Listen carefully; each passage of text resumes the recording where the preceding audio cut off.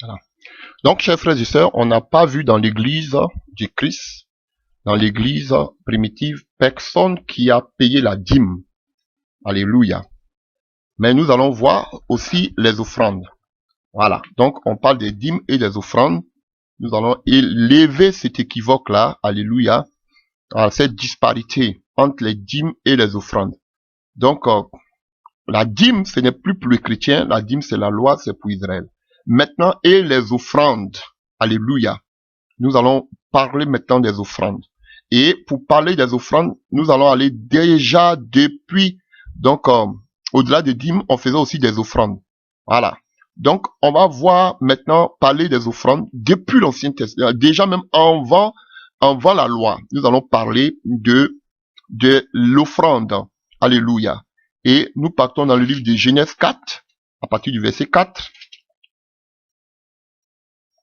à partir du verset 3. Au bout de quelque temps, Caïn fit à l'Éternel une offrande des fruits de la terre, et Abel de son côté en fit une des premiers-nés de son troupeau, et de leur graisse. L'Éternel portait un regard favorable sur Abel et son offrande, mais il ne portait pas un regard favorable sur Caïn et son offrande. Donc, les premiers à avoir fait une offrande à Dieu, c'était Caïn et Abel. Alléluia. Voilà.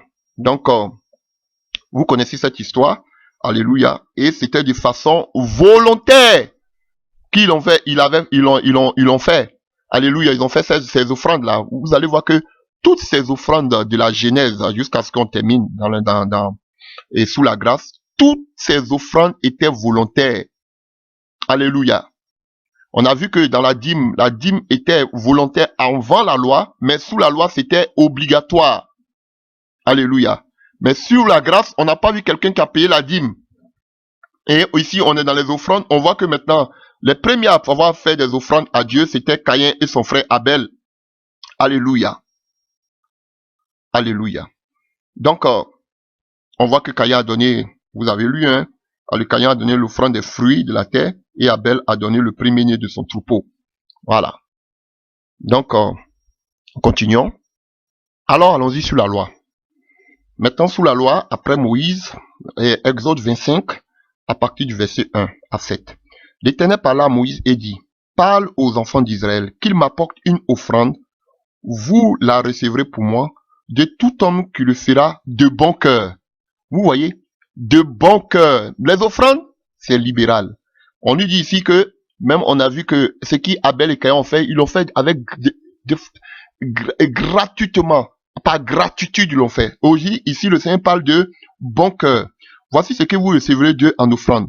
De l'or, de l'argent et de l'airain, des étoffes teintes en bleu, en pourpre, en cramoisi, du fin lin et du poil de chèvre, les peaux de bélier teintes en rouge et des peaux teintes en bleu, du bois d'acacia, de l'huile pour le chandelier, des aromates pour l'huile d'onction et pour le parfum odorifiant.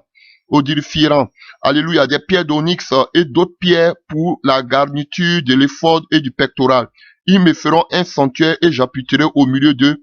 Vous ferez le tabernacle et tous ces ustensiles d'après le modèle que je vais te montrer. Alléluia.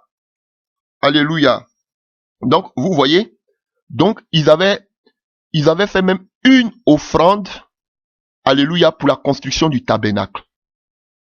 De façon volontaire. Vous voyez, on parle des offrandes, on ne parle plus de la dîme ici. À part la dîme, il y avait des offrandes qu'il faisait. Maintenant, on parle des offrandes. On nous dit que ici, Caïn a fait des offrandes avec Abel. Ici, maintenant, sur Moïse, ils ont fait des offrandes, alléluia, pour la construction de quoi? Du tabernacle, afin que Dieu siège au milieu d'eux. Alléluia. Et nous continuons comme ça. Alléluia. Exode, toujours dans Exode, nous prenons maintenant Exode 36. Exode 36, à partir du verset 3. Alléluia. Oh là, quand j'ai lu ce passage, ça m'a frappé. Prenons à partir du verset 1.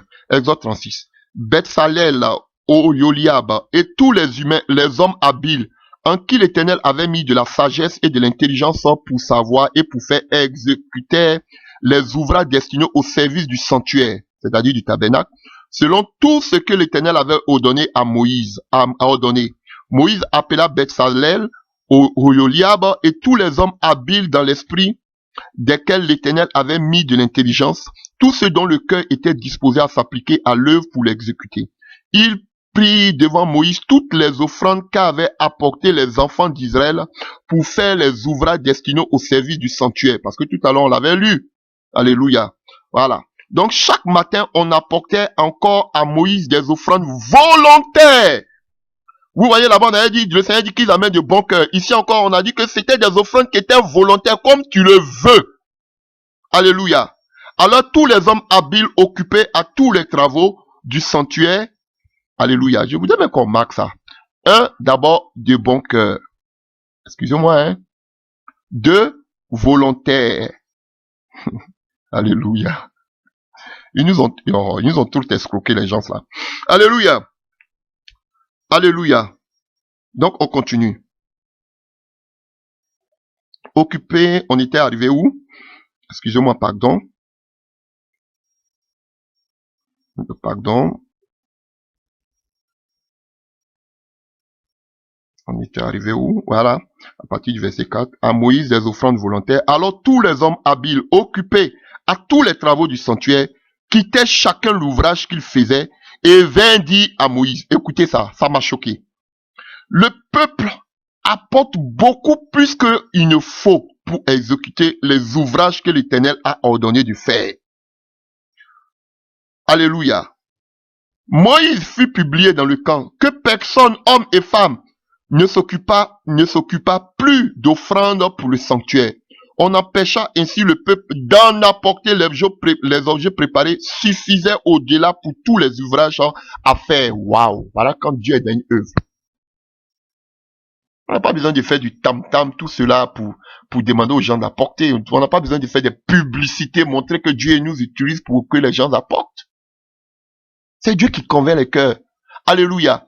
La Bible dit ici qu'ils devaient apporter pour la construction, alléluia, du tabernacle. Mais la Bible dit qu'ils avaient tellement emmené de façon volontaire que les ouvriers même sont venus vers Moïse pour dire, le peuple amène trop.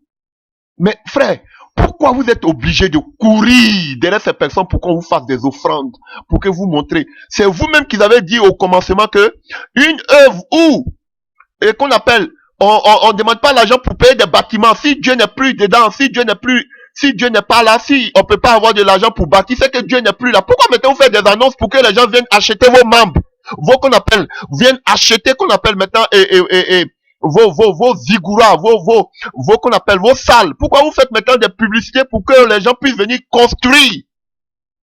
Pourquoi? Laissez maintenant, le Seigneur va faire le travail. Pourquoi maintenant vous faites des appels de fonds? Si vous dites que Dieu a l'œuvre, vous voyez comment vous manipulez l'opinion des gens. C'est vous-même qui étiez en train de jacasser au début. Non, si on vous dit de cotiser pour faire une œuvre, c'est que le Seigneur n'est plus dedans. Mais pourquoi maintenant vous faites des appels de fonds pour qu'on puisse payer? Des plaisantins, je vous le dis. Vous êtes des aventuriers. Alléluia. Et on voit ici que Moïse même a dit au peuple, arrêtez d'emmener, c'est trop. Mais demandez à un, entre eux là, qui peut le faire? Il y a un qui a essayé, j'ai vu sur son Facebook là. Alléluia. Il écrit, oh, c'est beaucoup. Cessez d'emmener. Il n'a même pas fait une journée là. Il a enlevé en même temps. Oh, frère, des plaisantins. L'eau, comme la mer n'est jamais rassasiée d'eau, eux ici, ils sont jamais rassasiés. Vous allez les voir, ils vont vous dire de ne pas envoyer. Jamais. Ils vont prêcher toute la parole. Ils vont dire c'est la vérité, mais ils vont jamais vous dire de ne pas envoyer. Vous jouez avec eux. Alléluia. Même le peuple a dit, même Moïse, les gens, même des ouvriers qui craignaient Dieu sont venus dire à Moïse, c'est trop. Le peuple amène trop, on est fatigué, ils n'ont qu'à arrêter d'emmener. Voilà une œuvre où on dit Dieu est dedans. On n'a pas besoin de faire des publicités, montrer qu'on va dans les programmes, montrer qu'on voyage. Vous regardez, quand les hommes sont convaincus, Dieu fait. Alléluia. On n'a pas besoin de montrer l'œuvre qu'on a été de faire. Regardez, on a été de faire un beau travail. Regardez ceci, on est obligé de se justifier. Alléluia. Alléluia. Donc, le peuple a demandé, Moïse a demandé au peuple d'arrêter d'emmener parce que le peuple amenait de façon volontaire. Alléluia. Ça, c'est sous la loi, hein. On continue. Oh, alléluia. Ce passage m'a choqué. J'ai dit, waouh, voici des hommes nés de nouveau, même si c'est sur la loi. Alléluia. L'agent n'avait pas d'autorité sur eux, comme des gourous aujourd'hui, qui sont des escrocs. Alléluia. Pour Dieu, les gros ventres. Alléluia. D'autres vont se passer là pour se masquer comme si l'argent ne les préoccupe pas. Vous allez la voir, ils s'habillent toujours simple. Pourtant, en bas aussi, ce sont des gens qui aiment l'argent, la gloire du monde. Alléluia. Alléluia. De façon volontaire. Allez, nous continuons. Lévitique. Lévitique 7. Alléluia. Lévitique 7. Quand Dieu a donné une œuvre, vous n'avez pas besoin de dire, chers frères, venez cotiser, on veut construire, ou on veut payer, on veut... Vous n'avez pas besoin. Quand les gens me voient, Dieu même va dire, faut aller pouvoir dans l'œuvre. Pourquoi vous faites des annonces? Pourquoi rester? Dieu même va venir pour vous dire que de quoi vous avez besoin. Dieu a parlé, Moïse a parlé une fois, c'est fini. Moïse n'a plus reparlé. Alléluia. Tous ces chantages que vous êtes tentés de faire, toute cette manigance que vous faites en bas, on voit ce que vous faites sur votre télévision. Mais en bas là, c'est autre chose. Vous voulez montrer que tout est bien. Alléluia. Lévitique 7, à partir du verset 12 à 18. Des manipulateurs. Voici la loi du sacrifice d'action de grâce qu'on offrira à l'Éternel. Si quelqu'un l'offre par reconnaissance. Ah, ça j'écris encore. Reconnaissance. Excusez-moi, hein, frère et sœur. Donc, ici on parle de bon cœur, on parle de volontaire. Ici on parle maintenant de reconnaissance. On est sous la loi. Ha, alléluia. Alléluia. Oh, alléluia. Voici la loi du sacrifice d'action de grâce qu'on offrira à l'Éternel. Si quelqu'un, donc les actions de grâce, c'est dans la reconnaissance. Alléluia. Action de grâce, reconnaissance. Il offrira avec le sacrifice d'action de grâce des gâteaux sans levain, pétris à l'huile, des galettes sans levain, arrosés d'huile et des gâteaux de fleurs de farine frites et pétris à l'huile. À ces gâteaux, il ajoutera du pain levé pour son offrande. Avec son sacrifice de reconnaissance et d'action de grâce, alléluia, on présentera par élévation à l'Éternel une portion de chaque offrande. Elle sera pour le sacrificateur qui a répandu le sang et la victime d'action de grâce. La chair du sacrifice de reconnaissance et d'action de grâce sera mangée le jour où fait et on n'en laissera rien jusqu'au matin. Alléluia. Donc, on a vu de bon cœur on devait donner, volontairement on devait donner, avec reconnaissance on devait donner. Ça, on est sous la loi. Alléluia. Donc, on continue. Dans le livre de Nombre 7. Oh, j'aime Jésus. Nombre 7. Nombre 7 à partir du verset 2 à 3. Nombre 7 à partir du verset 2 à 3. Moi, je lis à partir du verset 1. Lorsque Moïse eut achevé de dresser le tabernacle, il l'oignit et le sanctifia avec tous ses ustensiles, de même que l'autel avec tous ses ustensiles.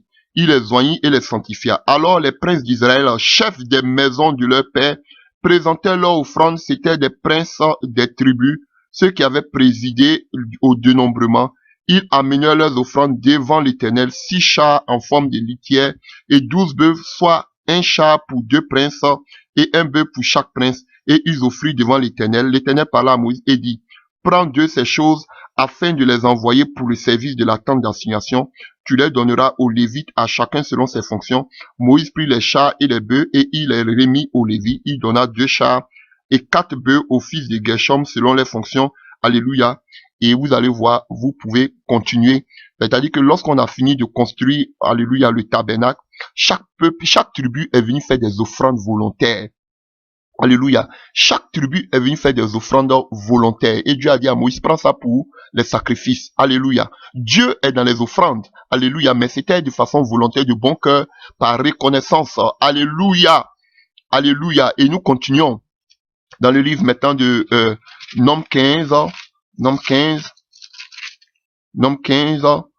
À partir du verset 3. L'Éternel parla à Moïse et dit, parle aux enfants d'Israël, dis-leur, quand vous serez entrés dans le pays que je donne pour et donne pour y établir vos demeures, et que vous offrirez à l'Éternel un sacrifice consumé par le feu, soit un holocauste, soit un sacrifice accompli, soit un accomplissement d'un vœu, ou en offrande volontaire, vous voyez encore, offrande volontaire, ou bien dans vos fêtes pour produire avec votre gros et votre menu bétail une agréable odeur à l'Éternel. Celui qui fera son offrande à l'Éternel présentera une offrande, un dixième de fleur de farine, ainsi de suite. Frère, vous voyez, donc le Seigneur ici, à partir du nombre 15, verset 3, parle aussi d'une offrande. Alléluia. Et si vous voulez, on peut continuer aussi. Alléluia. Voilà. Dans le livre, alléluia. Dans le livre de Esdras, dans le livre de Esdras, 1 à partir du verset 4. Alléluia.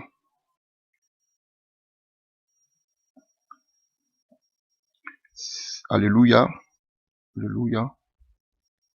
À partir du verset 2, l'Éternel, le Dieu des cieux, m'a donné tous les royaumes de la terre et m'a commandé de lui bâtir une maison à Jérusalem en Juda. Ça, c'est le roi, alléluia, Cyrus qui parle, alléluia, de bâtir une maison pour lui à Jérusalem en Juda. Qui d'entre vous est de son peuple? Que son Dieu soit avec lui et qu'il monte à Jérusalem en Juda et bâtisse la maison de l'Éternel, le Dieu d'Israël. C'est le Dieu qui est à Jérusalem, dans tout lieu où séjournent des restes du peuple de l'Éternel. Les gens du lieu leur donneront de l'argent, de l'or, des effets et du bétail avec des offrandes volontaires pour la maison de Dieu qui est à Jérusalem. Donc pour la maison de Dieu, encore on devait donner des quoi? Des offrandes volontaires. Donc frère, alléluia, on ne doit pas vous imposer une somme pour l'œuvre de Dieu. Les offrandes sont volontaires. Voilà. Et prenons un passage que beaucoup de personnes aiment, dans le livre d'Exode 23. Exode 23. Pourquoi aussi Dieu voulait des offrandes. Exode 23, nous allons lire à partir du verset 14. 3 fois par année, tu célébreras des fêtes à mon honneur. Tu observeras la fête des pains sans levain pendant 7 jours. Au temps fixé, dans le mois des épis, tu mangeras des pains sans levain, comme je t'en ai donné l'ordre, car c'est dans ce mois que tu es sorti d'Égypte. Et l'on ne se présentera point à vide devant ma face. On ne devait pas venir les mains vides devant Dieu. Alléluia. Donc, on ne devait pas venir les mains vides devant Dieu. Et on le voit aussi. Alléluia, ici. Alléluia. Dans le livre de Exode. Alléluia. Dans le livre de Exode aussi. Nous le voyons. Exode 34, verset 20. Exode 34, à partir du verset 20. Alléluia. Tout premier-né m'appartient, même tout mâle premier-né dans tes troupeaux, de gros et de menu bétail. Tu rachèteras avec un agneau le premier-né de l'âne, et si tu ne le rachètes pas, tu lui briseras la nuque. Tu rachèteras tout premier-né de tes fils, et l'on se présentera point à vide devant ma face. Donc, on ne devait pas venir, alléluia, les mains vides devant le Seigneur. C'est un passage qu'ils aiment beaucoup. On ne peut pas venir dans la maison de Dieu les bras vides. Alléluia. On a pas, alléluia. Alléluia. Voilà. L'offrande est biblique, mais elle est volontaire. Voilà. Donc ne prenez pas des passages pour pouvoir mettre des fardeaux lourds. Alléluia. Sur la tête des enfants de Dieu. Alléluia. Et si on peut lire un dernier passage dans le livre de Deutéronome 17, verset 9. Tu compteras 7 semaines dès que la faucille sera mise dans les blés. Alléluia. Tu commenceras à compter 7 semaines, puis tu célébreras la fête des semaines et tu feras des offrandes encore volontaires selon les bénédictions que l'Éternel ton Dieu t'aura accordées. Là encore, il y a une précision. Volontaire selon les bénédictions que ton Dieu t'aura accordées. Alléluia. Donc, Dieu précise ici, t'aura accordé tes bénédictions que Dieu t'aura accordées. Alléluia. Donc, c'est-à-dire que tu dois faire des offrandes volontaires à partir des biens que tu as. Tu peux pas faire comme d'autres qui ont beaucoup de biens. Alléluia. Mais tu donnes des offrandes volontaires. Alléluia. Selon tes bénédictions que l'Éternel t'aura accordées. Alléluia. Alléluia. Alléluia. Oh, que le nom de Dieu soit béni. Alléluia. Et nous allons voir qu'aussi, On faisait aussi des offrandes pour l'entretien de la restauration du temple. Alléluia. Et nous, déjà, nous prenons un passage sur Joas. Alléluia. Alléluia. Alléluia. Où nous allons voir dans le livre de 2 Rois 12, à partir du verset 4. Joas dit au sacrificateur, tout l'argent consacré qu'on apporte dans la maison de l'Éternel, l'argent ayant coût, savoir l'argent pour le rachat des personnes d'après l'estimation qu'on en a faite, et tout l'argent qui vient au cœur de quelqu'un d'apporter. Donc vous voyez ici, on parle ici encore au cœur de quelqu'un d'apporter. Alléluia. Selon qu'il a résolu dans son cœur d'apporter. Alléluia. Oh, j'aime la parole. Qu'il vient au cœur de quelqu'un d'apporter à la maison de l'Éternel, que les sacrificateurs le prennent chacun de la part des gens de sa connaissance et qu'il l'emploie à réparer la maison partout où il se trouvera quelque chose à réparer. Mais s'il arriva que les 23e année du roi Josias, les sacrificateurs n'avaient point réparé ce qu'il était à réparer à la maison, le roi Joas appela les sacrificateurs Yoadada et les autres sacrificateurs. Il leur dit, pourquoi n'avez-vous pas réparé ce qui est à réparer à la maison? Maintenant, vous ne prendrez plus l'argent de vos connaissances, mais vous le livrerez pour des réparations de la maison. Les sacrificateurs conviennent de ne pas prendre l'argent du peuple et de n'être pas chargés des réparations de la maison. Alléluia. Donc, vous pouvez continuer, c'est une belle histoire. Donc, frère, on a vu que l'argent servait aussi les offrandes volontaires. Alléluia. Selon que chacun donnait à son cœur, et alléluia, servait, alléluia, à la restauration du temple de Dieu. Alléluia. Mais c'était encore de façon volontaire. Donc, nous prenons aussi toujours au chapitre 22, à partir du verset 4 à 6, alléluia, 4 à 6, on peut prendre à partir du verset 3.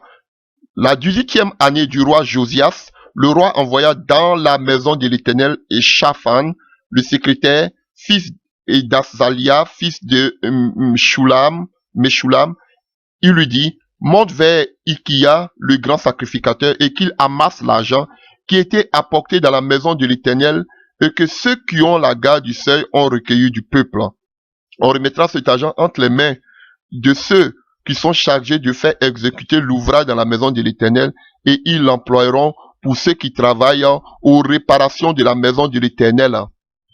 Donc vous pouvez lire aussi le livre de 2 Chroniques 24, à partir du verset 8 à 12.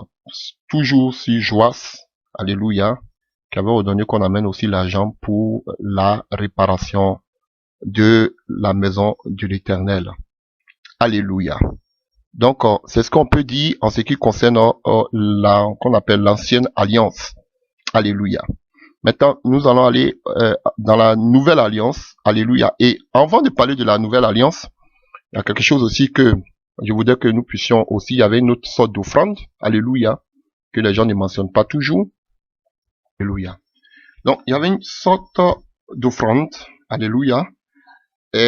C'était une offrande, quand on voit Lévitique 6 à partir du verset 2 à 6, on nous parle du feu qui devait brûler constamment sans interruption devant l'autel. Donc on avait besoin d'importantes réserves de bois. Alléluia. Donc dans le passé, il y avait des serviteurs qu'on appelait les Nétiniens, qui étaient chargés d'amener des bois dans le temple afin d'alimenter le sanctuaire en bois. Alléluia.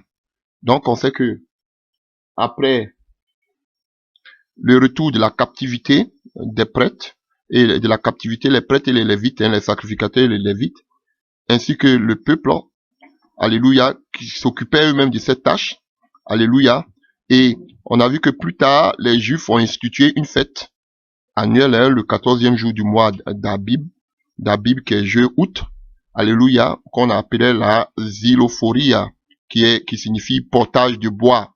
Donc, le peuple apportait le bois, alléluia, dans la maison de l'Éternel pour que le feu soit constamment constamment allumé. Alléluia. Donc, on devait apporter toujours le bois dans le temple. Alléluia. Et on précise que on ne devait pas amener le bois d'olivier et les ceps de vigne Alléluia. C'était les deux bois qui étaient interdits d'être amenés. Alléluia. Quand je vais parler encore, vous avez dit, je parle du Saint-Esprit. Donc, il y avait deux bois seulement qu'on ne devait pas envoyer pour être brûlés. C'était l'olivier et la vigne. Alléluia. Oh, alléluia. L'olivier, symbole du Saint-Esprit. La vigne, symbole du sang de Jésus-Christ de Nazareth. Donc, on n'a pas besoin de brûler ça.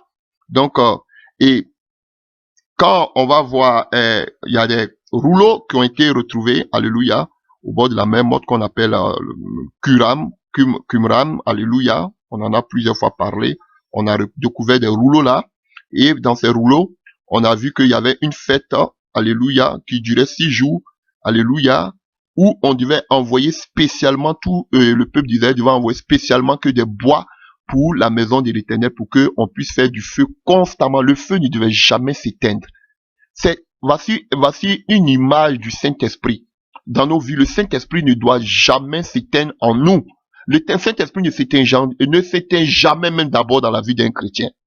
Alléluia. Tu peux attister le Saint-Esprit par ton comportement, mais quand tu acceptes le Seigneur, que le Saint-Esprit en toi, il ne s'éteint jamais, à moins que tu vives dans le péché. Et c'est de la même manière que le feu devait toujours être allumé dans le temple. Et il fallait des gens qui amènent le bois. Alléluia. Donc, faute de bois, alléluia, il n'y a pas de feu, le feu s'éteint. Alléluia. Paul aussi a réuni des bois pour qu'il y ait du feu. Alléluia. Oh, j'aime Jésus. Voilà. Donc, voici une fête aussi que les gens ne mentionnent pas toujours, où les gens voulaient faire des offrandes volontaires de bois. Les gens se portaient volontaires pour amener des bois. Alléluia. Pour qu'il y ait toujours le feu allumé. Alléluia. Dans le temple. Alléluia. Et vous pouvez le voir aussi dans le livre de Samuel. On voyait que le feu n'était pas encore éteint. Alléluia. Voilà. Donc, voici ce que je pourrais dire des offrandes qui se passaient sous la loi, même avant la loi. Et on a vu que c'était des offrandes volontaires de bon cœur. Alléluia. De reconnaissance que les gens envoyaient devant l'Éternel. C'était pas obligatoire. Comme la dîme qui était obligatoire sous la loi, mais on voit que sous la loi, les offrandes étaient aussi volontaires.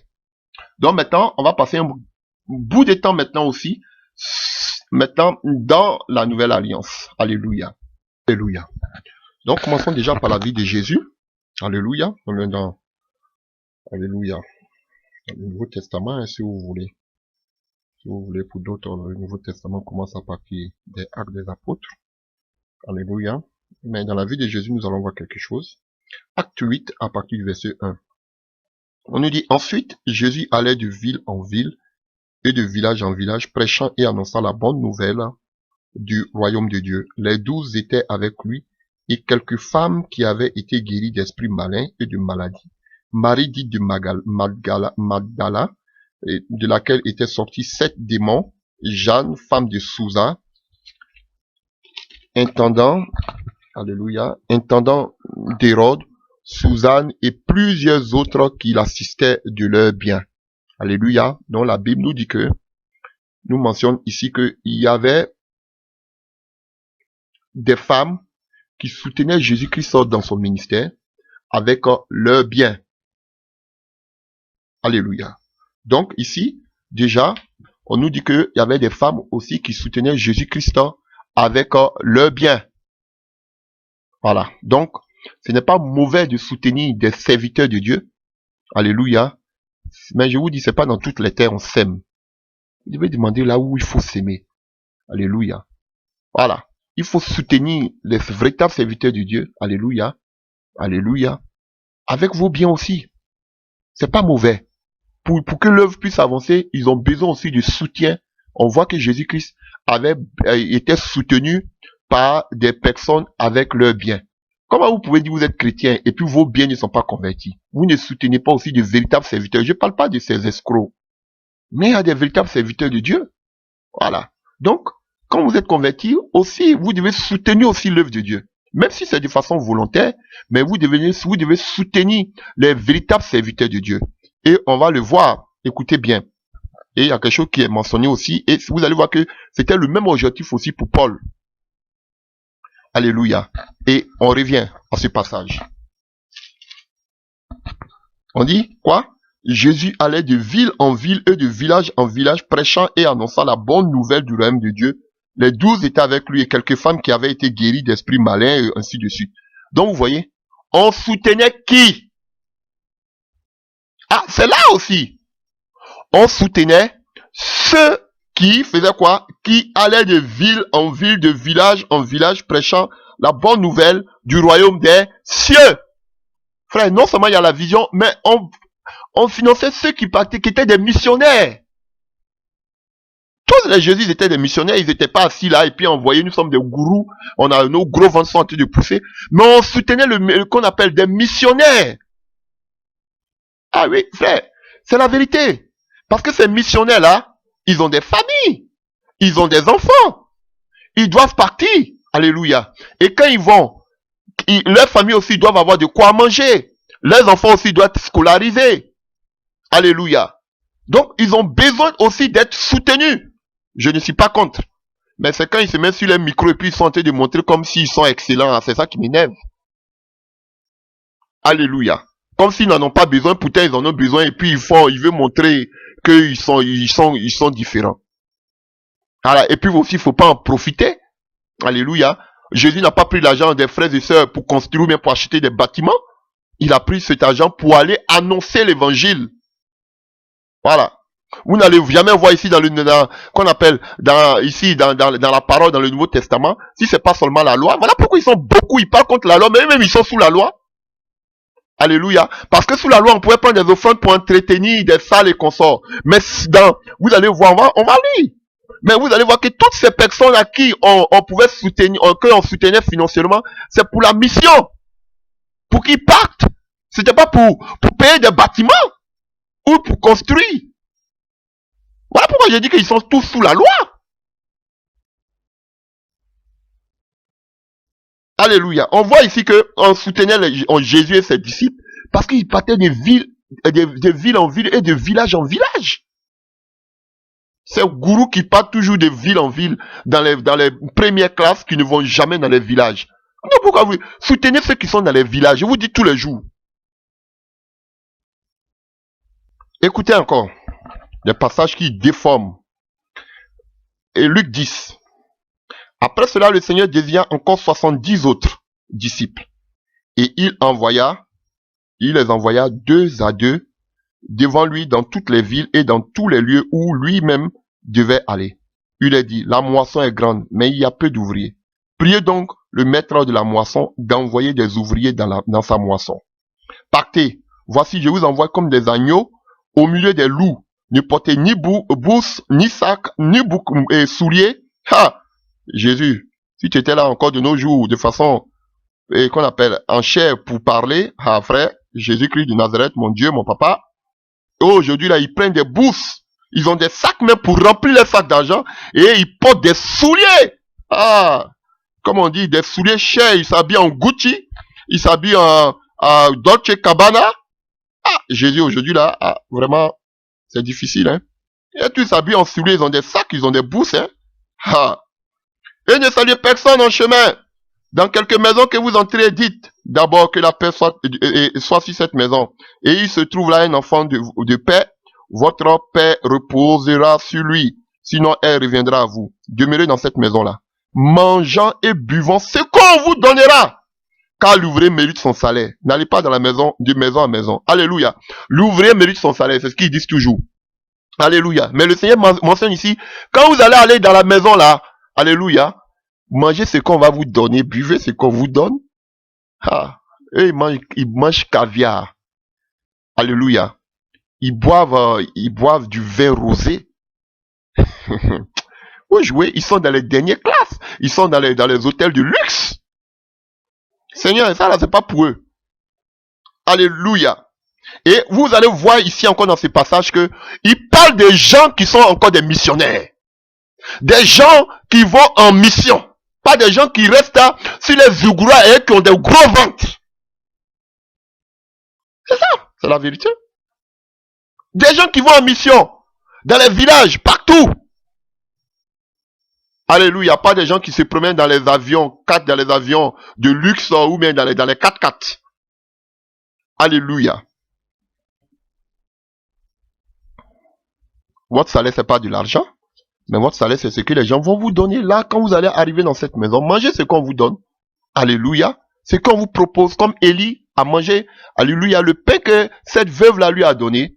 Alléluia. C'est comme ça votre salaire. C'est ça votre salaire. Comme les Lévites, comme vous aimez la loi. Alléluia. Tous ceux qui achètent, je vous dis, tous ceux qui sont en train d'acheter des salles, qui sont en train de construire, ce sont des gens de la loi. Eux-mêmes, ils prêchent contre la loi, mais ils sont sous la loi. Parce que ceux-là, ils n'ont jamais fait d'offrande pour payer ou bien pour construire un temple dans la nouvelle, eux-mêmes comme ils disent, dans la nouvelle alliance. Ils n'ont pas, on n'a pas vu quelqu'un qui a demandé des offrandes pour payer une salle ou bien pour construire un bâtiment. Ça, c'est la loi. Voilà. Donc maintenant, dites-nous qu'est-ce que vous êtes sur la loi. Matthieu 10, à partir du verset 1. Matthieu 10. Puis ayant appelé les 12 disciples, il leur donna le pouvoir de chasser les esprits impurs et de guérir toute maladie et toute infirmité. Voici les noms des 12. Voilà. Donc vous pouvez voir ça. À partir du verset 5. Tels sont les 12 que Jésus envoya après leur avoir donné des instructions suivantes. N'allez pas vers les païens et n'entrez pas dans les villes des Samaritains. Allez plutôt vers les brebis perdues de la maison d'Israël. Alléluia. Allez prêcher. Vous voyez, il ne devait pas aller vers les Samaritains. Mais Jésus même était le premier même qui arrivait même chez les Samaritains. Pour ouvrir la voie. Parce qu'il est le chemin. Alléluia. Allez prêcher et dites, le royaume des cieux est proche. Toujours le royaume des cieux est proche. Toujours c'est le même message. Mais vous ne voulez pas de ce message. Toujours le royaume des cieux est proche. Mais vous ne voulez pas de ce message. Vous voulez qu'on prêche la bondieuserie de Dieu. Vous voulez qu'on prêche qu'on appelle la prospérité, la sorcellerie. Vous voulez changer le message de Dieu. Le royaume des cieux est proche. C'était le message. Ah, Jésus. Alléluia. Guérissez les malades. Quand on prêche toujours le royaume des cieux, on doit guérir les malades. La puissance de Dieu nous accompagne, frère. Ressuscitez les morts. Oh Jésus, je sais que je vais ressusciter un mort dans ton nom, au nom de Jésus-Christ avant que je quitte la terre. Alléluia. Purifiez les lépreux, chassez les démons. Vous avez reçu gratuitement, donné gratuitement. Ne prenez ni or, ni argent, ni monnaie dans vos ceintures, ni sac pour le voyage, ni de tunique, ni de souliers, ni bâton, car l'ouvrier mérite sa nourriture. Là encore, c'est encore plus explicite. Alléluia. Ni monnaie, ni argent, ni or. Ah, Seigneur Jésus, eux, ils prennent de l'or, ils prennent de l'argent, ils dépouillent des familles, des véritables escrocs. Alléluia. Ils dépouillent. Alléluia. Ils prennent même les tuniques. Voilà.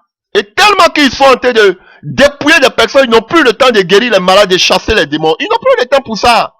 Et c'est la monnaie, l'or et l'argent qui les préoccupent. Alléluia.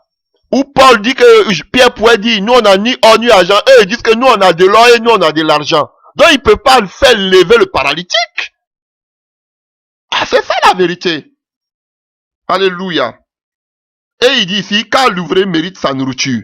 Donc, si son salaire, alléluia, si l'ouvrier mérite son salaire, nous l'avons vu tout à l'heure dans le livre de Luc. Donc ici on dit l'ouvrier mérite sa nourriture. Donc pour vous dire que votre nourriture c'est pas la monnaie ni l'argent. Comme vous déformez la parole de Dieu. Je ne dis pas qu'il ne faut pas pouvoir. Moi-même je suis serviteur de Dieu. J'ai besoin de soutien. Mais je ne dis pas qu'il ne faut pas pouvoir. Mais notre première préoccupation ça doit être l'œuvre de Dieu. Et faire la mission. Annoncer le royaume de Dieu. La gloire de Dieu nous accompagne et Dieu même suscite des personnes pour... Oh, quelque chose me vient encore dans la tête. Frère, regardez toutes ces personnes qui marchaient avec Jésus dans le livre de Luc 8. C'était des personnes qui avaient été délivrées des démons. Des gens qui ont vu la puissance de Dieu. Des gens qui ont vu la main de Dieu. Des gens qui ont été restaurés. Et ils disent qu'en retour, qu'est-ce qu'on doit faire, Seigneur? On t'amène nos biens. Oh. Alléluia. Mais les gens ils sont là, dans les péchés. Des gens sont là encore dominés par les œuvres occultes, dominés par la sorcellerie, dominés par les démons. Et vous ne les délivrez pas. Et vous les demandez encore d'amener leurs biens. Des véritables sorciers. Alléluia. Comme ce pasteur, je disais tout à l'heure, qui dit que ça fait 4 mois que tu n'as pas payé ta dîme. Des pasteurs mathématiciens. Ils voient qui est venu, ils voient qui a payé la dîme, ils voient qui n'a pas payé la dîme. Bon, je ne parle pas de la dîme. Donc, on a reçu gratuitement. La parole, nous devons l'amener jusqu'aux extrémités de la terre gratuitement. Alléluia. Je ne dis pas qu'on doit pouvoir vos besoins pour payer le transport. Je ne suis pas contre. Alléluia. Mais en ce qui concerne la mission, pas pour que vous payez de grosses voitures. Vous payez des choses de luxe et puis vous êtes assis. Vous avez donné des paroles mielleuses. Alléluia. Et ici encore verset 11, on parle dans quelques villes ou villages que vous entriez. Seigneur, eux, ils n'entrent pas dans les villages. Eux, ils entrent dans les villes. Eux, ils ne vont pas dans les villages. C'est serviteur de Dieu moderne aujourd'hui. Alléluia. Maintenant, arrivons dans l'église. Alléluia, à partir de la Pentecôte. Acte 4, verset 32 que vous connaissez. La multitude de ceux qui avaient cru n'était qu'un cœur et qu'une âme. Nul ne disait que ces biens lui appartiennent en propre, mais tout était commun entre eux. Les apôtres rendaient avec beaucoup de force témoignage. Alléluia, vous voyez, tout était commun entre eux et les apôtres pouvaient rendre avec force témoignage de la résurrection du Seigneur Jésus-Christ. Et une grande grâce reposait sur eux tous, car il n'y avait parmi eux aucun indigent. Tous ceux qui possédaient des champs ou des maisons les vendaient, apportaient le prix et ce qu'ils avaient vendu et le déposaient aux pieds des apôtres. Ah, eux-mêmes ils ont vendu, eux-mêmes ils cherchent à acheter. Et l'on faisait des distributions à chacun selon qu'on avait besoin. Joseph surnommé par les apôtres Barnabas, ce qui signifie consolation. Lévite, originaire de Chypre, vendit le champ et qu'il apportait de l'argent et le déposait aux pieds des apôtres. Donc, au temps des apôtres, frères, ils vivaient dans l'unité. Ils partageaient tout. Alléluia. Dans l'église primitive, ils partageaient tout. Alléluia. Et vous allez voir que même quand on prend le livre des Actes des Apôtres 7, il y avait un problème en ce qui concerne les distributions.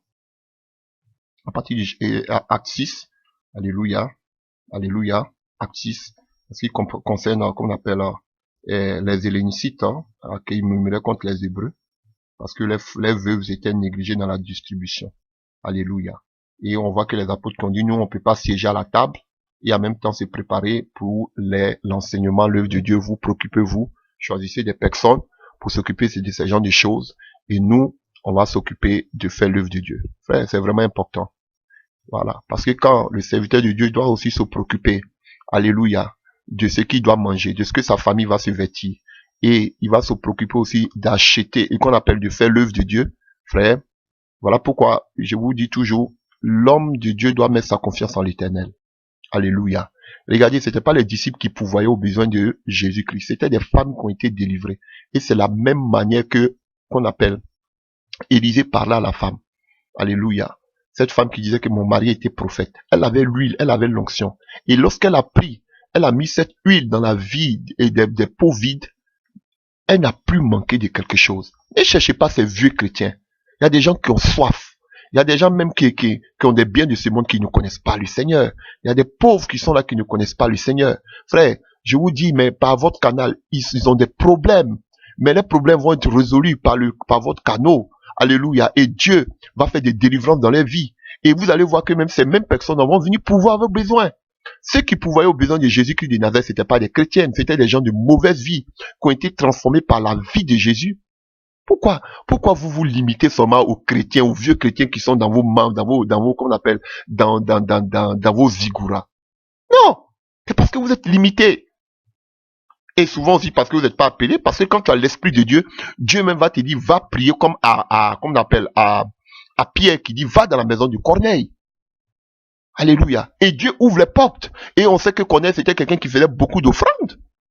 Et qu'est-ce qui prouve qu'il n'a pas pourvu dans la vie qu'on appelle de Pierre? C'est comme ça.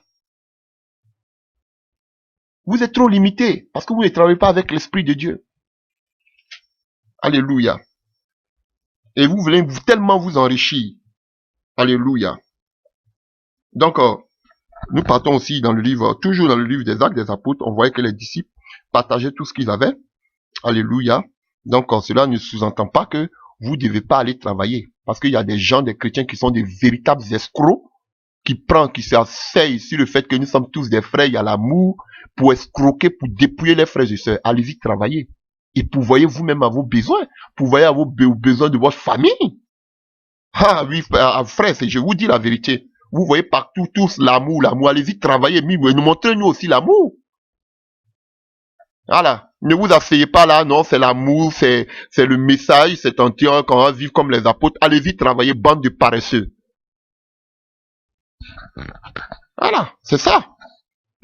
Donc, quand le temps de Dieu va venir, vous allez faire le ministère. Alléluia.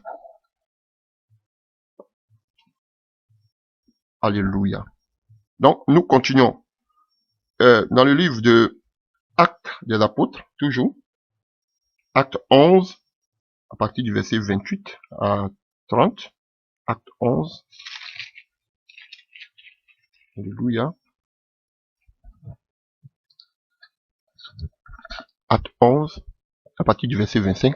Barnabas s'est rendu ensuite à Tars pour chercher Saul, qui est Paul, et l'ayant trouvé, il l'amena à Antioche qui est en Syrie. Pendant toute une année, il se réunit aux assemblées de l'église et il enseignait beaucoup de personnes. Ce fut à Antioche que pour la première fois, les disciples furent appelés chrétiens. En ce temps-là, les prophètes descendus de Jérusalem à Antioche, l'un d'eux nommé Agabus se leva et annonça par l'esprit qu'il aurait une grande famine sur toute la terre. Elle arriva en effet sous Claude, les disciples, qui était un empereur, les disciples résolus d'envoyer chacun selon ses moyens un secours aux frères qui habitaient la Judée, et il fit parvenir aux anciens par les mains de Barnabas et de Saul. Donc vous avez vu, un prophète est venu annoncer qu'il allait avoir, alléluia, une famine en Judée, alléluia, c'est-à-dire là où il y a Jérusalem, tout ça. Donc, et qu'est-ce que les frères ont fait? Les frères ont commencé à se cotiser, ils ont commencé à les secourir, alléluia, parce que la famine devait arriver, la famine est arrivée. Donc, ils ont résolu d'envoyer chacun selon leurs moyens. Vous avez vu? Chacun selon ses moyens, un secours aux frères qui habitent en Judée. Vous avez vu? Selon leurs moyens, alléluia. Donc, on peut pas imposer une somme, on peut pas imposer une somme pour une œuvre. Chacun est libre d'emmener ce qu'il veut, selon que le Seigneur le bénit. Alléluia. Et envoyé pour soutenir les frères. Donc, ils ont soutenu les frères qui, à cause de la faim, à cause de la famine qui était arrivée. Alléluia. Quand vous voyez le dire, et qu'on appelle l'église, comme vous voyez l'église apostolique, alléluia, il y avait deux mentions aussi, comme sous la loi, on devait s'occuper des serviteurs, de ceux qui prêchaient, et en même temps des pauvres. Donc, quand nous quittons, qu'on appelle le livre des Actes des Apôtres, nous tombons directement dans le livre des Corinthiens. Alléluia. On tombe directement dans le livre de 1 Corinthiens 9. Alléluia, à partir du verset 1. Ne suis-je pas libre, c'est Paul qui écrit. Ne suis-je pas apôtre? N'ai-je pas vu Jésus-Christ notre Seigneur? N'êtes-vous pas mon œuvre dans le Seigneur? Si pour d'autres, je ne suis pas apôtre. Alléluia. Je le suis au moins pour vous, car vous êtes le sceau de mon apostolat dans le Seigneur. C'est là ma défense contre ceux qui m'accusent. N'avons-nous pas le droit de manger et de boire? N'avons-nous pas le droit de mener avec nous une sœur qui soit notre femme, comme font les autres apôtres, et les frères du Seigneur, et Céphas, Pierre? Ou bien, est-ce que moi seul et Barnabas, nous n'avons pas le droit de ne point travailler? Alléluia. Qui jamais fait le service militaire à ses propres frères? Qui est ce qui plante une vigne et n'en mange pas le fruit? Qui est ce qui fait paître un troupeau et ne se nourrit pas du lait du troupeau? Ces choses que j'ai dit existent telles que dans les usages des hommes. La loi ne dit pas aussi, car il est écrit dans la loi de Moïse, tu n'amuseras point le bœuf quand il foule le grain. Dieu se met-il en peine des bœufs ou parle-t-il uniquement à cause de nous? Oui, c'est à cause de nous qu'il a été écrit que celui qui laboure doit labourer avec l'espérance. Et celui qui foule le grain foule avec l'espérance d'y avoir part. Si nous avons sémé parmi vous des biens spirituels, est-ce une grosse affaire si nous moissonnons vos biens temporels? Si d'autres jouissent de ce droit sur vous, n'est-ce pas plutôt à nous d'en jouir? Mais nous n'avons point usé de ce droit. Au contraire, nous souffrons tout afin de ne pas créer d'obstacle à l'évangile de Christ. Ne savez-vous pas que ceux qui remplissent les fonctions sacrées sont nourris par le temple et que ceux qui servent à l'autel ont part à l'autel? De même aussi, le Seigneur a ordonné que ceux qui annoncent l'évangile vivent de l'évangile. Pour moi, je n'ai point usé de ces droits et ce n'est pas afin de les réclamer en ma faveur que j'écris ainsi, car j'aimerais mieux mourir que de me laisser enlever ce sujet de gloire. Si j'annonce l'évangile, ce n'est pas pour moi un sujet de gloire, car la nécessité m'en est imposée et malheur à moi. Si je n'annonce pas l'évangile, si je le fais de bon cœur, j'en ai la récompense. Mais si je le fais malgré moi, c'est une charge qui m'est confiée. Quelle est donc ma récompense? C'est d'offrir gratuitement l'évangile de Christ que j'annonce sans user de mon droit de prédicateur de l'évangile. Alléluia. Donc, Paul avait un véritable problème avec les gens de Corinthe. Cette église perverse. Alléluia. Donc, alléluia. Je ne sais pas quel était le problème. On ne le considérait pas comme un véritable apôtre parce qu'il n'était pas, alléluia, comme on le dit, les apôtres de l'agneau qui ont vécu avec Jésus. Donc, on le négligeait, alléluia. Et Paul travaillait dur, alléluia, alors que les autres, les pierres, étant des gens qui ne travaillaient pas. Alléluia. Donc, du coup, les gens pensaient que Paul, il avait le droit aussi, alléluia, de pouvoir, et les chrétiens sont des masos. Je constate ça comme ça. Quand des pasteurs ne veulent pas être à leur charge, ils trouvent que ces pasteurs sont des faux. Mais lorsque ces pasteurs les escroquent, alléluia, leur font du mal, ils se disent que, ah, ce pasteur est dans la vérité. Mais quand le pasteur est trop ouvert, le pasteur est trop doux, le pasteur est trop bon, le pasteur se préoccupe, on dit lui là peut-être c'est pas un vrai pasteur, c'est pas un vrai serviteur de Dieu. Alléluia. Ils vous négligent. Mais quand ils sont outragés par des pasteurs, ils se disent, ah, c'est que voici des gens qui souffrent dans des dominations, des dénominations. On vous maltraite, on vous gifle, on vous piétine, on vous donne du gasoil à boire, je sais pas, de l'essence à boire. On vous fait brouter des lèvres comme des animaux. Mais ça vous aimez. On marche sur vos ventres. Ça vous aimez. Alléluia. Mais un pasteur qui va vous dire, non, que tout cela c'est anti-biblique. On trouve que ce pasteur, il est dans la fausseté. Pourquoi c'est toi seul qui est différent des autres pasteurs? Vous êtes des masos, vous avez besoin de délivrance, vous les chrétiens là. Alléluia. Quand un pasteur va vous dire que la dîme n'est pas biblique, oh, on va dire que c'est un faux. Il prêche l'hérésie. Mais les autres qui vont vous dire la dîme, on va dire, ah, il a une grande église, hein. On prêche la dîme, c'est que Dieu est avec lui. Mais vous êtes formatés même, je vous dis la vérité. Ces chrétiens là, ces chrétiens de dimanche, c'est difficile de les délivrer. C'est difficile pour les délivrer. Moi, je vous dis, hein, je ne ferai aucun cadeau à un chrétien. Je vous dis jusqu'à présent. Moi, je vous le dis, c'est fini. Je n'ai pas besoin d'argent de quelqu'un. Je vous dis la vérité. Je vous dis la vérité. Peut-être que les larmes vont couler. Je vais faire toujours l'œuvre. Je n'ai même plus affaire aux chrétiens. Je vais vers les brebis perdues. Je vais vers les Samaritains. Vous les chrétiens, j'ai fini avec vous. Restez dans les dénominations. Parce que vous êtes des masos. Ah, je vous l'ai dit. Alléluia. Et Paul, malgré qu'il pleurait, malgré qu'il ne leur demandait pas de l'argent, mais les gens le négligeaient dans l'église de Corinthe. Jusqu'à ce que dans l'église de Corinthe, que vous allez voir dans le livre de 2 Corinthiens, qu'il a commencé à justifier son ministère.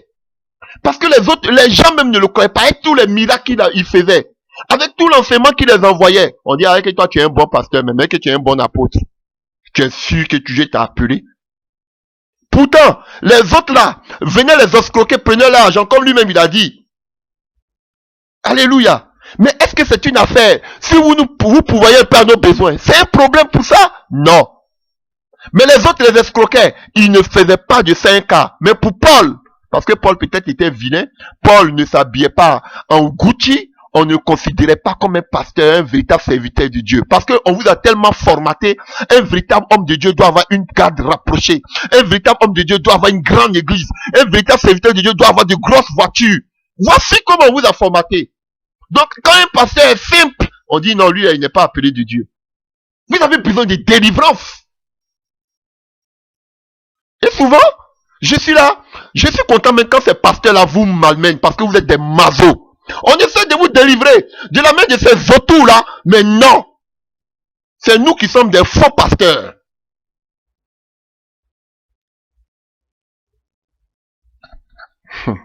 Et c'est ce qui était le problème de Pierre, de Paul. Avec tout le travail qu'il a fait dans l'église de Corinthe, on ne le reconnaissait même pas. Alléluia. Mais quand vous avez maladie ici, quand vous avez problème de délivrance, vous nous connaissez. Ah, moi j'ai pris pour quelqu'un. Je vous dis, j'ai pris pour que dites que je suis, j'ai pris pour quelqu'un. Chacun n'a qu'à prier. Quand vous partez dans vos églises, demandez à vos pasteurs de prier pour vous. Je vous dis. Et vous allez vous cacher, venir comme comment il s'appelle, alléluia, comme Nicodème. Venez vous cacher la nuit. Des hypocrites. Restez dans vos temples là-bas. Je vous dis la vérité. Ah. Moi, j'ai affaire maintenant aux païens. J'ai plus affaire aux chrétiens. Je prêche le message, je suis en train de mettre la base par la grâce de Dieu. Mais moi, là, ma destination, là, c'est les païens. C'est les villages. Moi, j'ai fini avec vous, les soi-disant chrétiens, là. Je ne suis plus dans vos problèmes. Vous êtes toujours des chrétiens, puis vous êtes toujours possédés, vous avez toujours besoin de délivrance, vous avez toujours besoin de guérison. Alléluia. Avec tout le travail que Paul a fait, on ne le reconnaissait pas. Paul même travaillait. Lui-même, il travaillait. Souvent, il a besoin d'offrandes. On critiquait Paul. Pourtant, les autres ne travaillaient même pas. Ils pourvoyaient. Mais Paul même qui travaillait pour ne pas être à la charge, on le critique. Des véritables sorciers, ces chrétiens-là. Alléluia. Et regardez ici, à partir du verset 7 qui me frappe. Il dit, ou bien, est-ce que moi et Paul et moi seul et Barnabas, nous n'avons pas le droit de ne point travailler? Paul même voulait arrêter le travail pour se consacrer à l'œuvre. On dit, ah, lui là, c'est un escroc, c'est pour rester sur notre tête. Regardez, pourtant les pierres là ne travaillaient pas, mais c'était pas un problème. Même Paul veut arrêter le travail pour se mettre en plein temps. C'est un problème, ils veulent pas pouvoir les besoins. Je vous dis, des sorciers. Quand toi tu prêches le message, tu dis, toi il faut aller travailler. Pourtant les pasteurs où ils vont prier matin, midi, soir, ils voient que les pasteurs là ne travaillent pas. Ils voient, hein? Mais ils ne peuvent même pas dire un mot. Mais tu vas passer où même pour aller parler au pasteur? Tu vas passer où? C'est nous, on presse ce message, on ne nous considère pas, on est frère, on est soeur. Mais vos pasteurs gourous là, ça fait plus de 23 ans que je presse ce message. Mais je suis toujours resté humble. Mais je vous dis, je n'envie aucun pasteur. Je n'envie personne. Si ils n'ont qu'à venir parler parole. Maintenant, s'il n'y a pas parole, ils n'ont qu'à venir voir même démonstration d'esprit et de puissance. Mais vous courez à leurs pieds, vous les respectez. Parce qu'ils ont sale. Ils ont, oh, ce sont des grands serviteurs de Dieu. Mais quand on prêche le message, on est frères des sorciers. Venez m'appeler frère ici, vous allez comprendre. Du n'importe quoi. Moi, je vous dis, hein, dites-moi que je suis un pasteur bizarre, je vous dis. Je ne vais même pas vous rater. Alléluia. Vous donnez de la considération à ces pasteurs-là, qui vous escroquent à longueur de journée. Mais on vous gifle, mais vous venez vous poser encore devant eux. Vous avez du peur d'eux.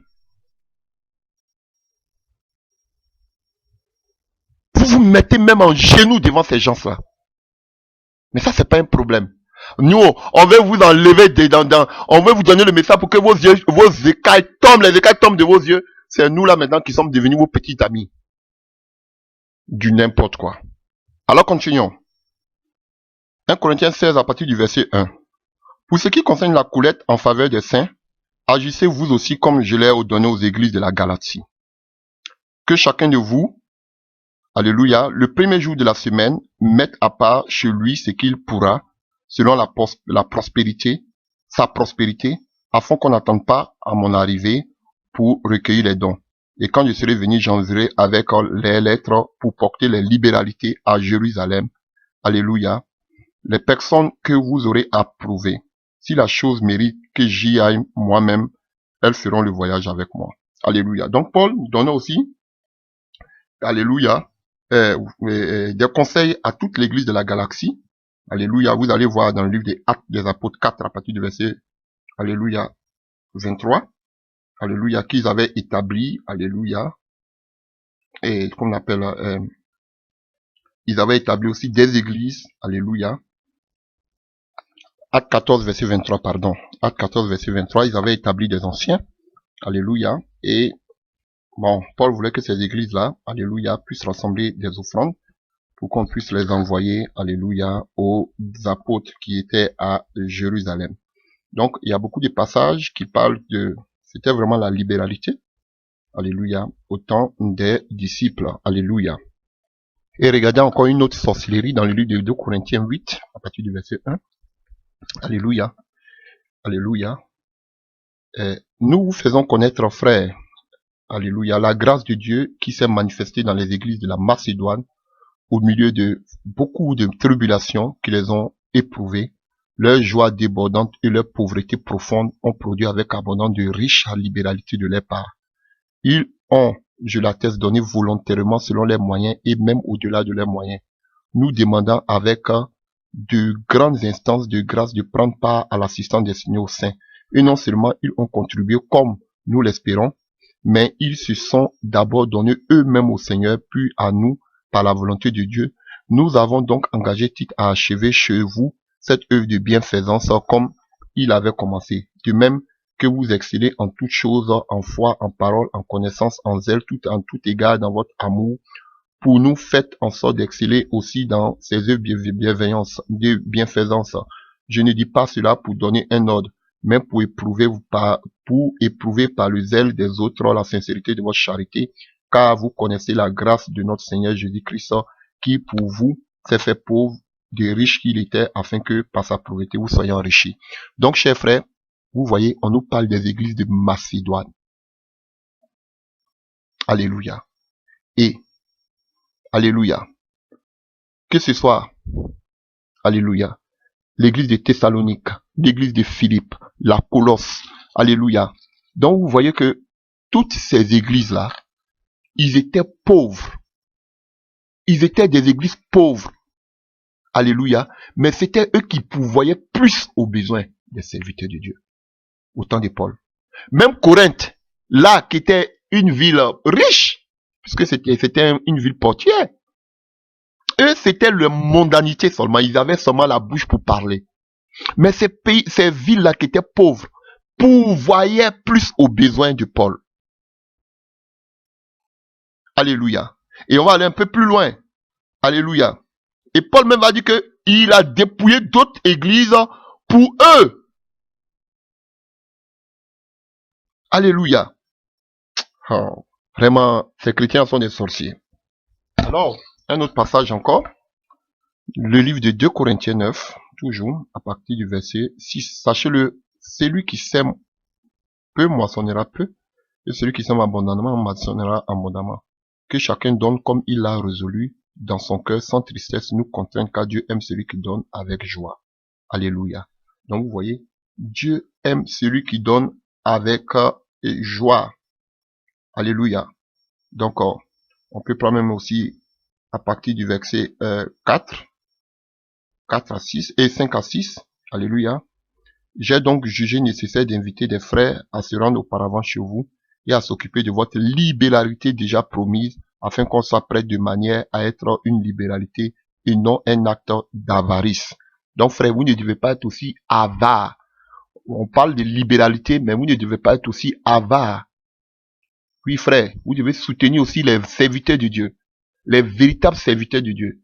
Vous ne devez pas être aussi des avares. Voilà, c'est une libéralité, mais c'est pas parce qu'on a dit que tout est libéral que vous aussi vous n'allez pas pouvoir à l'œuvre de Dieu. Alléluia. Soutenez l'œuvre aussi de Dieu, soutenez les véritables serviteurs de Dieu, soutenez les véritables pasteurs. Alléluia. Et nous avons plusieurs autres passages encore. Hein.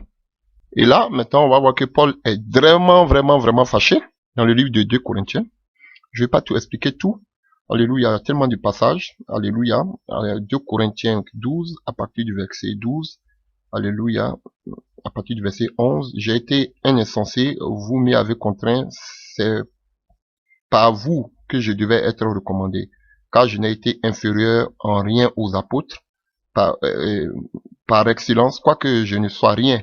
Les preuves de mon apostolat ont éclaté au milieu de vous, par une patience à toute épreuve, car les signes des prodiges et des miracles, par des signes des prodiges et des miracles, en quoi avez-vous été traités moins favorablement que les autres églises, sinon en ce que je ne vous ai point été en charge. Donc Paul n'était même pas à la charge des Corinthiens. Alléluia. Pardonnez-moi, ce prêt à aller chez vous, et je ne vous serai point à charge, car ce ne sont pas vos biens que je cherche, c'est vous-même. Ce n'est pas, en effet, aux enfants d'amasser pour leurs parents, mais c'est aux parents d'amasser pour les enfants. Pour moi, je dépenserai très volontiers et je me dépenserai moi-même pour vos âmes. Alléluia. Et à partir du verset 17, ai-je tiré du profit de vous par quelqu'un de ceux que je vous ai envoyés? J'ai engagé Tite à aller chez vous et avec lui, j'ai envoyé le frère. Est-ce que Tite a exigé quelque chose de vous? N'avons-nous pas marché dans le même esprit, sur les mêmes traces? Vous imaginez depuis longtemps que nous justifions auprès de vous. C'est devant Dieu en Christ que nous parlons. Alléluia. Donc, vous voyez, il se défend ici encore Paul, il défend de son apostolat. Les gens le prenaient pour un escroc. Alléluia. Avec tous les miracles que Paul, Dieu a fait par le canal du Paul, on traitait Paul d'un escroc. Mais Pierre, le gourou qui était à Jérusalem, qui était assis, lui, on ne le traitait pas. Lui, on trouvait qu'il était à côté de Jésus. Donc, lui, c'est normal, on le louait.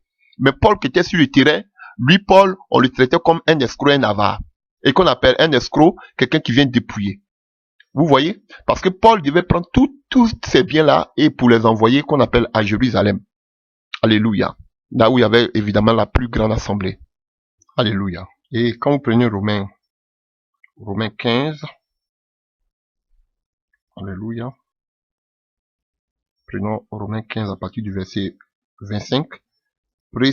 Présentement, je vais à Jérusalem pour le service des saints, car la Macédoine et l'Achaïe ont bien voulu s'imposer une contribution à faveur des pauvres parmi les saints de Jérusalem. Elles ont bien voulu et elles le leur devaient, car si les païens ont eu part à leur avantage spirituel, ils doivent aussi les assister dans les choses temporelles. Dès que j'aurai terminé cette affaire et que je leur aurai remis ces dons, je partirai pour l'Espagne et je passerai chez vous. Je sais qu'en allant chez vous, c'est avec la pleine bénédiction de l'évangile de Christ que j'irai. Donc, vous voyez que Paul, il amenait toujours, comme c'était lui qui était sur le terrain, il amenait toujours les biens, les offrandes, alléluia, jusqu'à Jérusalem, alléluia, à l'église qui est là-bas. Donc, on s'occupait, vous voyez, on s'occupait beaucoup des pauvres dans l'église primitive. Alléluia. Même aussi des serviteurs de Dieu. Alléluia. Même beaucoup des pauvres. Voilà. Donc ça veut dire que même si vous ne donnez pas, vous ne soutenez pas le pasteur, que vous soutenez un pauvre aussi, donc vous faites l'œuvre de Dieu. Alléluia. Donc, Galates 2, verset 10 aussi, on peut le voir. Alléluia. Alléluia. Et ils avaient donné une recommandation à Paul. Alléluia. Et la recommandation de Paul, c'était quoi? Et il nous recommandait seulement de nous souvenir des pauvres et que ce que j'ai bien eu soin de faire. Alléluia. Donc, les pierres, tous ces apôtres, on veut demander à Paul de s'occuper de qu'on appelle des pauvres, que les frères puissent donner ou qu'on puisse aussi s'occuper des pauvres. Donc, quand vous allez voir toute la parole, alléluia, vous allez voir que c'était et qu'on appelle c'était les pauvres, vraiment, on s'occupait beaucoup des pauvres. Donc, ce que l'église ne fait pas aujourd'hui. L'église ne le fait pas aujourd'hui. Alléluia. Bon, maintenant, ils ont commencé à faire, mais je me demande jusqu'à quand. Donc, chers frères, donc, l'église donnait, comme vous voyez dans le livre de 2 Corinthiens 9, verset 7, on y donnait avec joie. Dans le livre de 2 Corinthiens 9, 5, 6, on dit de façon généreuse. Et quand on va prendre le livre de Timothée, 1 Timothée aussi, on le voit là-bas, dans le livre de 1 Timothée 6, alléluia, 1 Timothée 6, à partir du verset 17, recommande aux riches du présent siècle de ne pas être orgueilleux et de ne pas mettre leur espérance dans les richesses incertaines, mais de la mettre en Dieu qui nous donne avec abondance toutes choses pour que nous en jouissons. Recommande-leur de faire du bien, d'être riches en bonne œuvre, d'avoir de la libéralité, de la générosité et de s'amasser ainsi pour l'avenir un trésor placé sur un fondement solide afin de saisir la vie éternelle. Alléluia. Voilà. Donc, frère, vous voyez, quand vous allez voir, on peut aller encore dans le livre de Philippiens 4, aussi. Faut pas que j'oublie ça. Alléluia. Philippiens 4, à partir du verset 10 à 18. Philippiens 4, à partir du verset 10 à 18. J'ai éprouvé une grande joie dans le Seigneur de ce que vous avez pu enfin renouveler l'expression de votre sentiment pour moi. Vous y pensiez bien, mais l'occasion vous manquait. Ce n'est pas en vue de mes besoins que j'ai dit cela. J'ai appris à être content de l'état où je me trouve. Je sais vivre dans l'humiliation et je sais vivre dans l'abondance. En tout et partout, j'ai appris à être rassasié et à avoir faim, à être dans l'abondance et à être dans la disette. Je puis tout par Christ qui me fortifie. Cependant, vous avez bien fait de prendre part à ma détresse. Vous le savez vous-même, Philippiens, au commencement de la prédication de l'évangile, lorsque je partis de la Macédoine, aucune église n'entra en compte avec moi pour ce qu'elle donnait et recevait. Vous fûtes les seuls à le faire, car vous m'envoyâtes déjà à Thessalonique à 2 reprises de quoi pourvoir à mes besoins. Ce n'est pas que je recherche des dons, mais ce que je recherche, c'est le fruit qui abonde pour votre compte. J'ai tout reçu et je suis dans l'abondance.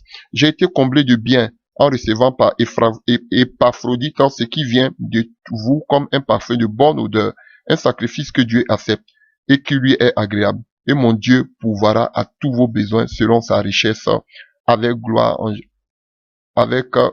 en Jésus-Christ, à notre Dieu. Père soit la gloire au siècle des siècles. Alléluia. Vous voyez, ces églises ces églises de Macédoine pourvoyaient beaucoup aux besoins de Paul. Alléluia. Le soutenaient beaucoup dans le ministère. Donc, chers frères et sœurs, tu peux aussi soutenir un véritable serviteur de Dieu. Les offrandes sont volontaires. Alléluia. On ne dit pas qu'il ne faut pas soutenir l'œuvre de Dieu.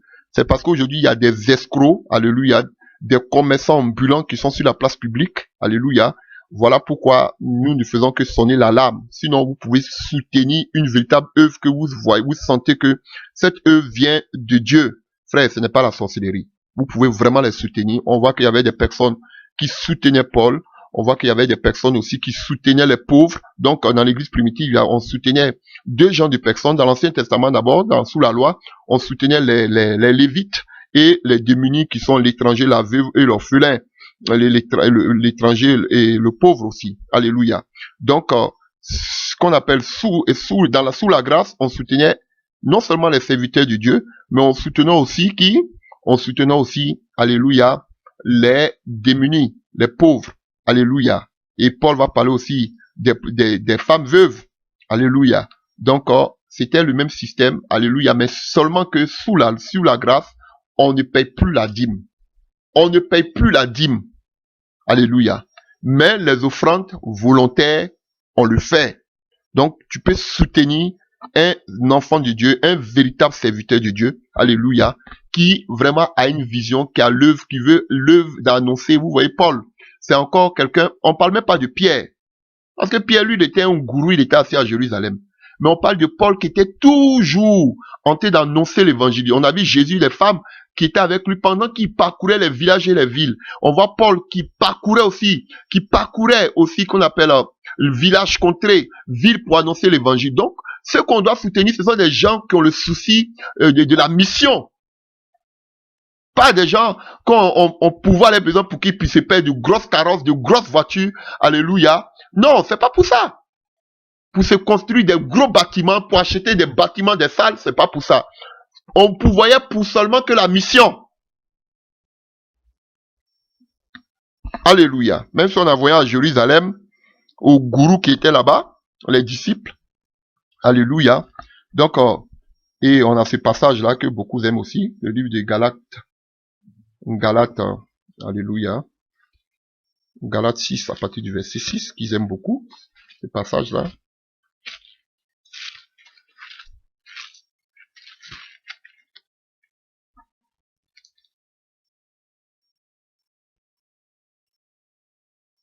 Que celui à qui l'on enseigne la parole fasse part de tous ses biens en celui qui l'enseigne. Ça, c'est faux. Je vous le dis, c'est faux. C'est pas de tous ses biens, on dit une part de ses biens. Même sous la loi, où c'était obligatoire, on ne donnait pas tous ses biens. J'ai d'autres versions ici où on dit une part de ses biens. Alléluia. Donc, faut pas, ils vont vous dire, amenez tous vos biens, comme dit Galates 6, verset 6. C'est faux. Alléluia. Sous la loi même, on ne donnait pas tous ses biens. Sous la loi même, on donnait 10%. C'est pas maintenant où on est sur la grâce qu'on va donner tous nos biens. C'est vrai. On doit sortir du système de 10%. Si Dieu te bénit, pourquoi tu vas donner 10%? Si Dieu te bénit, Dieu t'a béni financièrement dans tes activités.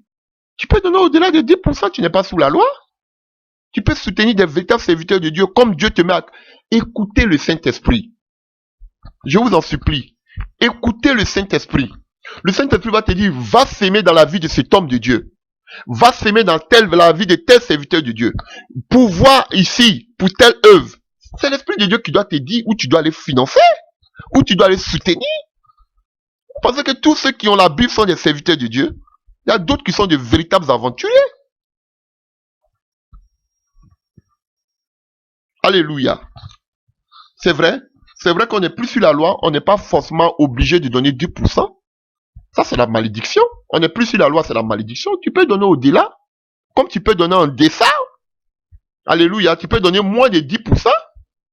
Alléluia. Selon que Dieu te bénira, selon ta prospérité.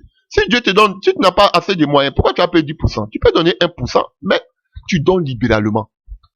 Voilà. Si Dieu te bénit aussi, tu peux donner 80% si tu veux. Si tu veux aussi, tu peux donner 1%, tu es libre. L'essentiel, ne devenez pas des avares. Soutenez aussi les véritables serviteurs de Dieu qui ont le souci de la mission. Je répète. D'aller annoncer l'évangile jusqu'aux extrémités de la terre. Voici des personnes qu'il faut soutenir. Et puis pas des gens seulement qui vont tuer dans les avions première classe, qui vont de capitale en capitale. Je parle des gens qui vont dans les villages. On voit que Jésus partait de village en village. Non, ce serait facile. Je vais aller, qu'on appelle, à New York, on me paye mon billet d'avion. Je vais aller à Pékin, on me paye mon billet d'avion. Je vais aller, qu'on appelle, au Luxembourg, on me paye mon billet d'avion. Ce serait un peu trop facile. Allez-y aussi dans les villages. Ah, frère. Donc, frère, si tu soutiens des pauvres, si tu peux soutenir des orphelins, tu peux soutenir des veuves, tu peux soutenir des prisonniers, sans donner aussi de l'argent à un pasteur, tu fais aussi l'œuvre de Dieu. Si tu soutiens des pauvres, tu fais aussi l'œuvre de Dieu. Tu peux aussi soutenir un serviteur de Dieu, parce qu'eux aussi ils ont des familles. C'est pas mauvais. Mais maintenant, quand ça devient comme une oppression, ça devient maintenant comme un ordre, là, ce n'est pas biblique. C'est volontaire. Alléluia. Alléluia. Voici un passage encore ambigu. Dans le livre de 1 Timothée 5, à partir du verset 17. Que les anciens ou les responsables qui dirigent bien soient jugés dignes d'un double honneur, surtout ceux qui travaillent à la prédication et à l'enseignement. Car l'Écriture dit, tu n'as muselé point le bœuf quand il foule le grain, et l'ouvrier mérite son salaire. Alléluia. Ici, quand on parle du verset 17, quand Paul dit ici, mérite un double honneur, de quel honneur il parle? Est-ce que c'est d'un honneur financier?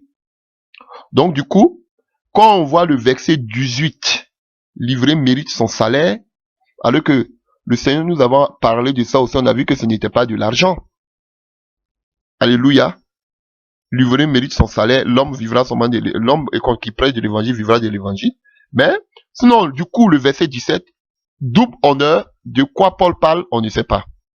C'est ambigu, j'ai vu plusieurs versions, mais c'est ambigu. Alléluia. Mais, le verset 18, alléluia. Le verset 18, bon, nous fait allusion que Paul parle ici, alléluia, qu'on appelle, de biens financiers. Voilà. Qu'il fallait payer, qu'il fallait aider aussi, alléluia, ceux qui prêchent l'évangile.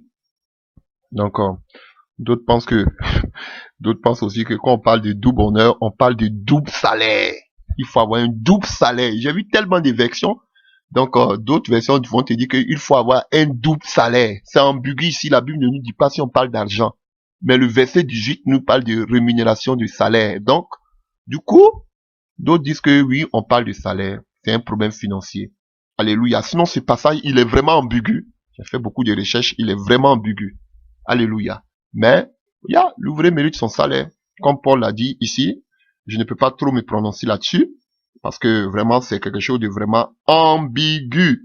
C'est que vous devez savoir, chers frères et sœurs, vous devez aussi pouvoir aux besoins, que ce soit de ceux qui sont, alléluia, des pauvres, alléluia, et comme ceux aussi, alléluia, qui sont aussi des gens aussi qui n'ont rien. Alléluia. Et de ceux qui servent aussi le Seigneur. Alléluia. Il y avait les aumônes aussi qui se passaient. On voit avec Corneille, qui faisait beaucoup d'aumônes aussi aux pauvres. On voit aussi cette vieille femme qui est venue, qui a donné tout ce qu'elle avait, alors que les autres ont donné sous, et qu'on appelle seulement que les superflu. Alléluia. Donc, chers frères et sœurs, voilà, je pense qu'on va s'arrêter là. Je vais pas prendre tout mon temps de citer les passages bibliques. Alléluia. Donc, ce que vous devez savoir, c'est que sous la loi, alléluia, nous avons déjà conclu, la loi, c'était pour Israël. Nous ne sommes plus sur la loi, nous sommes sur la grâce. Et sur la grâce, on ne payait plus des dîmes. Voilà. Voilà. Mais sur la grâce, on parle de libéralité. On doit donner avec joie de cœur. On doit donner de façon libérale. Alléluia. Voilà. Sans contrainte. Personne ne doit venir te dire que tu dois donner forcément. Tu dois toi-même donner comme tu l'entends. Alléluia. Voilà. Donc, et pour finir, je voudrais lire ce passage dans le livre de Hébreux 13 à partir du verset 6. Alléluia. Il n'est pas dit à partir du verset 5. Alléluia. Ne vous livrez pas à l'amour de l'argent, contentez-vous de ce que vous avez, car Dieu lui-même a dit, je ne te délaisserai point et je ne t'abandonnerai point. C'est donc avec assurance que nous pouvons dire, le Seigneur est mon aide et je ne craindrai rien. Que peut me faire un homme? Alléluia. Alléluia. Donc, chers frères et sœurs, vraiment que Dieu vous fortifie, que Dieu vous bénisse. Nous avons voulu parler de cela pour que vraiment vous puissiez, les écailles tombent. Voilà, il y a beaucoup de choses qu'on pourra dire là-dessus, mais vous devez donner avec libéralité, avec de façon, avec générosité, avec joie, avec reconnaissance, alléluia, de façon volontaire, comme vous l'avez résolu dans le cœur, alléluia, mais que ce ne soit pas aussi de l'avarice, parce que beaucoup se disent, ah, on ne parle plus de la dîme, donc ça veut dire que je peux plus donner. Non, tu te trompes. Tu peux donner même au-delà, comme en deçà, alléluia, selon ta prospérité, selon tes bénédictions, alléluia. Donc, selon que Dieu te met à cœur, tu peux pouvoir aux besoins, c'est biblique. La dîme, c'est la loi, mais les offrandes, on peut les donner. Donc, tu peux soutenir des serviteurs de Dieu, comme aussi tu peux soutenir ceux qui sont des pauvres, ceux qui sont des étrangers, ceux qui sont les veuves, les orphelins, et surtout les prisonniers qu'il ne faut pas aussi oublier. Alléluia. Voilà. Donc, même si tu ne donnes pas un pasteur, alléluia, que tu soutiens aussi des hommes pauvres, des gens démunis, tu fais aussi l'œuvre de Dieu. Mais tu peux aussi soutenir un serviteur de Dieu. C'est aussi biblique. Mais la dîme, du coup, non, c'est la loi, on ne la pratique plus. Alléluia. Donc, soyez bénis, que Dieu vous fortifie. Alléluia. Et que Dieu encore vous aide. Alléluia. Surtout, là où vous devez s'aimer, soutenez ceux vraiment qui ont la vision de la mission. C'est vraiment important. Il y a des véritables pasteurs aussi qui vous soutiennent, qui vous aident. Pourvoyez aussi à leurs besoins. Alléluia. Voilà. Comme Paul a dit aussi de soutenir les conducteurs. Alléluia. Voilà. Voilà. Donc, soyez bénis, soyez fortifiés, soyez vraiment encouragés dans le nom puissant de Jésus-Christ de Nazareth. Et on se reverra bientôt encore pour un autre enseignement, Dieu voulant, par sa grâce, au nom de Jésus-Christ de Nazareth. Amen.